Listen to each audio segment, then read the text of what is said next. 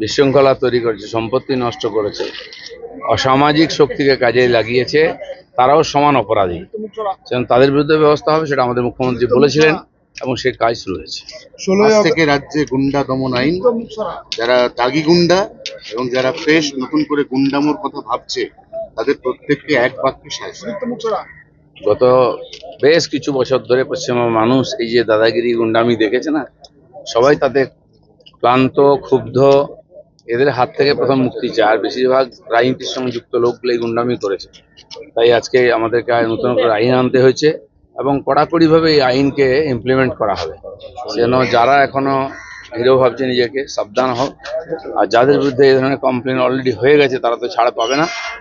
সাধারণ মানুষ যারা ভয় পাচ্ছেন, এখনো কথা বলছেন, অনেক ডিপার্টমেন্টে এরকম লুকিয়ে আছে লোক, তারাও গুন্ডামি করছে, তারাও অপরাধী। যেন সবার বিরুদ্ধে এফআইআর করুন, আইন তার ব্যবস্থা করবে। 16 আগস্ট আগে খেলা দিবস হতো, এবার 16 আগস্ট আয়ুষ্মান দিবস পালন করা হবে। ঠিকই আছে, সরকার যে সিদ্ধান্ত নিয়েছে সেটা সাধারণ মানুষকে আমরা আগ্রহ করব যে এর সঙ্গে যুক্ত হন, কোনো নেগেটিভ নয়।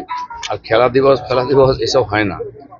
কোনো ঘটনা ঘটে থাকলে সে মানুষের প্রতি শ্রদ্ধাঞ্জলি দিয়ে যাতে না হয় চেষ্টা করা উচিত। ভালো রাস্তায়, পজিটিভ রাস্তায় আমাদের হাঁটা উচিত সবার।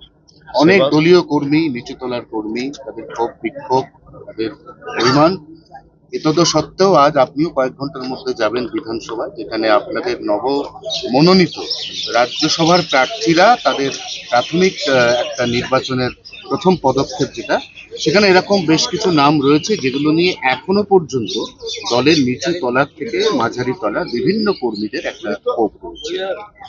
দেখুন, সব ব্যাপারে সবার মতামত থাকতে পারে। আমাদের পার্টি গণতান্ত্রিক পার্টি, প্রত্যেকটি কর্মীর মতামত আছে আলাদা, আমরা স্বীকার করি। আর প্রতি 3 বছর অন্তর গণতান্ত্রিক নির্বাচন হয়, তার প্রশিক্ষণ চলছে।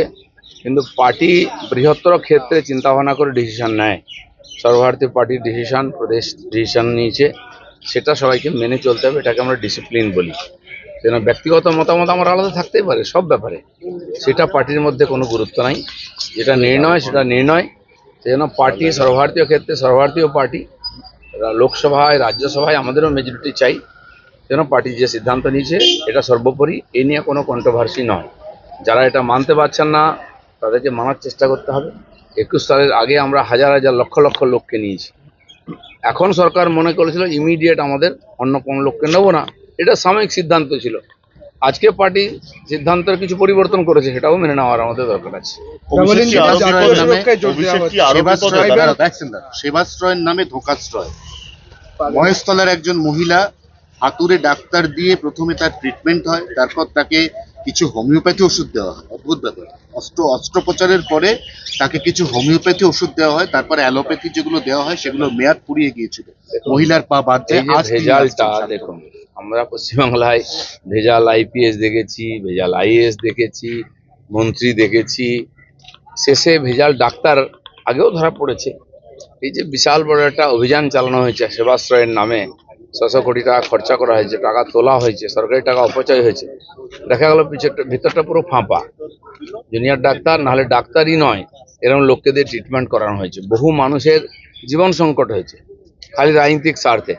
যে মহিলার পা কাটা গেছে, আরও কিছু লোক আছেন ক্ষতিগ্রস্তরা কমপ্লেন করছেন। খুবই অপরাধজনক কাজ এটা। যারা এর সঙ্গে যুক্ত সবাইকে সাজা দেওয়া হবে।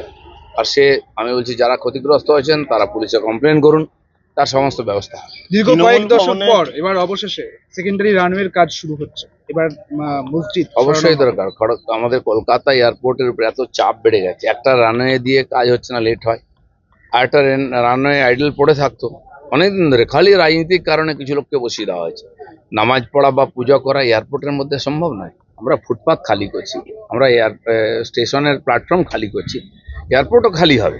আমার তো মনে হয় যারা ওখানে আছেন তারা ঠিকঠাক সহযোগিতা করুন, সরে যান বৃহত্তর স্বার্থে। ওইরকম একটা ওখানে থাকতে পারে না কনস্ট্রাকশন। আমার মনে হয় তারাও ব্যাপারটা বুঝেছেন, সরে গেছেন। এভাবে আলোচনার মাধ্যমে সমস্যার সমাধান হবে এবং বাংলায় এগোবে। এবার ডাবল ইঞ্জিন সরকারে অরুণাচল মডেলের মতো বাংলায়ও দেখা যাচ্ছে ভাইব্রেন্ট ভিলেজ তৈরি হচ্ছে মডেল। না, অলরেডি আগে থেকেই আছে এগুলো, সরকারি কেন্দ্র সরকারের প্রকল্প আছে। একদিন তো ভিলেজ কোথায়, শহরের লোক বঞ্চিত ছিল। এখন যেমন 30,000 কোটি টাকা জল জীবন মিশনের লুট হয়ে গেছে, কোথাও জল পৌঁছয়, কি হয়েছে কেউ জানে না। এগুলো ইনকোয়ারি হবে সাধারণ গরিব মানুষের জন্য এই সুবিধাগুলো। আর এই ধরনের বিভিন্ন প্রকল্পের মাধ্যমে গ্রামের সাধারণ মানুষের কাছে আর সুবিধা পৌঁছে দেওয়ার জন্য কেন্দ্রীয় যোজনা আছে, তার লাভ আমরা নিচ্ছি। তৃণমূল ভবনে কে বসবে সেই নিয়ে দড়িটা ঋতব্রত সিরিজ বলছে যে আমাদের কাছে নোটিশ আছে, আর কালীঘাট বলছে যে ওদের ওটা নোটিশ না, ওটা অবজারভেশন, এখনো কিছু হয়নি। দেখুন, আইন কানুন হে তা আমাদের এতে কোনো ইন্টারেস্ট নেই। আমরা চাই তারা বিরোধী দল, বিরোধী হিসেবে বিধানসভায় আসুন, সরকারের কাজের আলোচনা করুন, সমালোচনা করুন, যাতে কাজ ঠিকঠাক হয়, সহযোগিতা হোক। ঠিক মিউনিসিপ্যালিটি কর্পোরেশনগুলো তো তাই করুন। মানুষ ভোট দিয়েছে, পঞ্চায়েতেও আসুন, তারা নিজেদের দায়িত্ব পালন করুন। কোথাও তারা ক্ষমতায় আছেন, কোথায় বিরোধিতা আছেন। এতদিন সরকার চালালেন, এত কিছু করলেন, আজকে সহযোগিতা করবেন না, নিজেরা লড়াই করবেন, সেজন্য তো লোকে ভোট দেয়নি। 21শে জুলাই আসতে আর তো বেশি বাকি নেই। এখন এবারের 21শে জুলাই কোথায় হবে, কারা করবে, কারা আসল এবং কারা নকল, এটা এখনো পর্যন্ত রাজ্যবাসী বুঝতেই পারছে না। এ কেমন সার্কাস চলছে? দেখুন, একটা জিনিস তো বন্ধ হবে, 21 জুলাই ডিম ভাত বন্ধ হবে। কমপক্ষে যারা শহীদ তাদের শ্রদ্ধাঞ্জলি দেওয়া হোক, এবং এই যে গণ আন্দোলনের উপরে যে গুলি চালিয়েছে সেই সময় বামপন্থী সরকার অমানবিকভাবে, তার নিন্দা হওয়া উচিত। তারা সবাই শহীদ, সবার কাছে তারা শ্রদ্ধেয়। গণতন্ত্র রক্ষায়, গণতান্ত্রিক অধিকার রক্ষায় তারা লড়াই করেছেন, সেটা আমাদের কাছে গুরুত্বপূর্ণ। কে কোথায় করলে এটা গুরুত্বপূর্ণ নয়। আপনাকে আমি 3টে অপশন দিচ্ছি, আপনি এর মধ্যে কাকে বেশি যোগ্য 21শে জুলাই পালনকারী মনে করছেন? আমি কাউকে কালীঘাট যোগ্য তৃণমূল- মনে করি না, কালীঘাট যেন তৃণমূল? মাথা কাটিয়ে লাভ নেই। আমরা মনে করি যে সাধারণ সমাজ তাদের শ্রদ্ধাঞ্জলি দিই।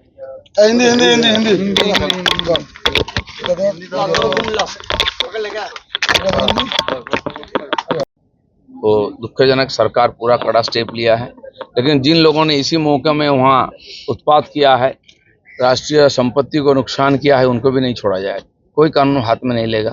इसके पहले भी हमने देखा, सीए जब लागू हुआ उस समय भी बहुत उत्पात हुआ था। उस समय भी जिन्होंने राष्ट्रीय संपत्ति को नुकसान पहुंचाया, ट्रेन बस जलाया, उनको भी छोड़ा नहीं जाएगा, उसका भी इंक्वायरी होगा। बांग्ला में गुंडा दमन कानून चालू हो गए। बिल्कुल होना चाहिए। सबसे ज्यादा गुंडागर्दी यही बंगाल में हो रही है। कानून व्यवस्था बिल्कुल कुछ है नहीं, इनको सीधा करने के लिए कड़ा आइन चाहिए। अब मस्जिद को हटाने के लिए भी एक कानून आ गया है, जो तैयारी चल रहा है, और सेकेंडरी रानवे का काम नहीं, वहाँ जो मस्जिद था वहाँ कोई औचित्य नहीं था। रानवे के अंदर जानबूझकर उसको करने दिया जाता था। उन्होंने नमाज भी बंद कर दिया है। मुझे लगता है कि वो जगह खाली कर देंगे वो लोग, कि रानवे का काम एक्सटेंशन हो और सुचारू रूप से चले। 21 जुलाई को जो होने वाला है, क्या बोलेंगे इस विषय में? नहीं, 21 जुलाई अभी एक वहाँ सर्कस होता था टीएमसी की तरफ से, शहीद दिवस है। राजनीतिक आंदोलन, लोकतांत्रिक आंदोलन में शामिल हुए राजनीतिक कर्मियों का हत्या हुई थी सीपीएम के द्वारा, उनके पुलिस के द्वारा। अगणतांत्रिक है, ये निंदाजनक है। और जिन्होंने इस दादा, ओमान के पास 11 भारतीयों को नौसेना जा रहे थे और वहां पर आक्रमण किया गया नौसेना पर, और भारत ने कहा है कि इस पर धिक्कार है जो कि इस तरह के आक्रमण कर रहे हैं।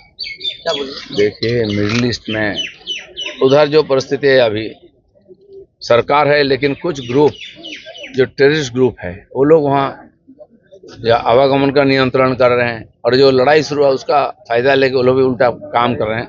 लेकिन भारतीय सरकार, नौसेना का पास इतना ताकत है कि ये सबको मुकाबला कर सके।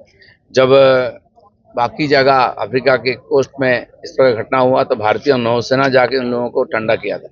इसलिए गलती से कोई ऐसा काम करेगा उसको भुगतना पड़ेगा। अधीर रंजन चौधरी कह रहे हैं कि सिर्फ पश्चिम बंगाल या किसी और राज्य में क्यों, बीजेपी शासित राज्य में यूसीसी होगा, पूरे केंद्र में लागू करना चाहिए। उनसे कोई सजेशन नहीं मांगा है। विधानसभा में आएगा बिल तो कोई सुझाव होगा तो वहाँ दें। अभिषेक का सेवाश्रय के लिए क्या बोलना चाहेंगे? मालती मिश्रा उसको सेवाश्रय नाम से वहाँ जो गलत काम किया गया, लोगों का जिंदगी दांव पे लगा दिया गया, लोगों का पैर कटना पड़ा गलत चिकित्सा के कारण। डॉक्टर नहीं थे, जूनियर डॉक्टर से लेकर के जो, और डॉक्टर ने ऐसे लोगों ने वहाँ ट्रीटमेंट किया, लोगों का देखा है, गलत चिकित्सा हुआ है, उसका परिणाम भुगतना पड़ रहा है लोगों को। जिनके साथ भी हुआ है वो कानून